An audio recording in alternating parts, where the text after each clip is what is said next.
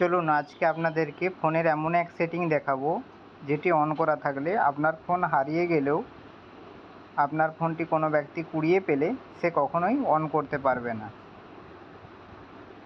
সবার প্রথমে আপনাকে আপনার ফোনের সেটিংয়ে চলে যেতে হবে। তাই আমিও আমার ফোনের সেটিংয়ে চলে গেলাম।